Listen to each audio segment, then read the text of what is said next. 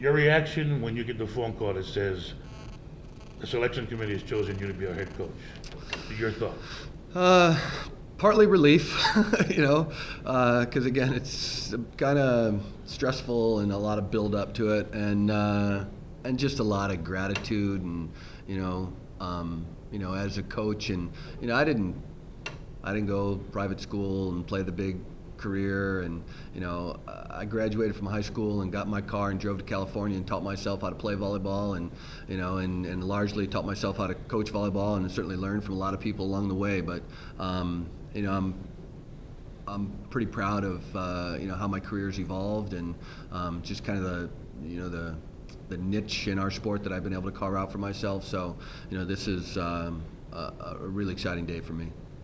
When you left 4 years ago to be head coach at Pacific, was the plan to someday position yourself to get back here? Yeah, and obviously Hawaii, both the men's and the women's teams are premier jobs in our sport, and they're top 5, and if they're not in your top 5, they're in somebody's, and they're clearly in the top 10. The idea of positioning yourself to be a really strong candidate for one of the premier jobs required me to leave. There's so many things that you need to take care of before you even start coaching the current players. You got to help push tickets. You got to help get the community rallied around you. You got to get the recruiting ball rolling. What's the first thing you have to do? Aside from get on a plane for a couple hours and go home and hold my kids, I get to go watch my 4-year-old's t-ball game on Saturday. It's all of the above. And right now it is a little overwhelming. I think the first thing that I need to do is try to make contact with the current players. I think that's the most significant thing, and let them know that I'm excited about being their coach and leading this program where it deserves to be. Is the toughest challenge in recruiting men the fact that there's far less scholarships available to offer? Well, I don't think there's any doubt that it's a different formula for sure, and you got to be a little more creative.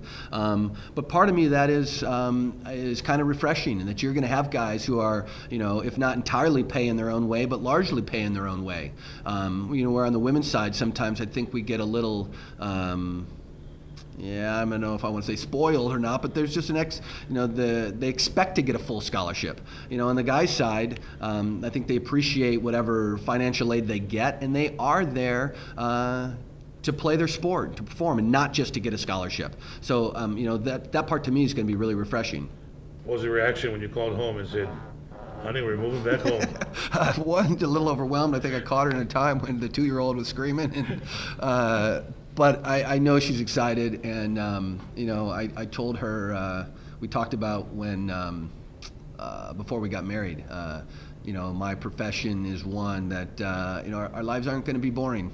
There's going to be a lot of exciting times, and this is just one more phase on us for the journey. I thought about all the positive memories and images I have of living in Hawaii, and I met my wife here and stuff. So I chose to wear the shirt today that I got married in. Just really, a little extra mana and some good vibes. I noticed over the years, even though you were coaching at Pacific, your cell phone is 808.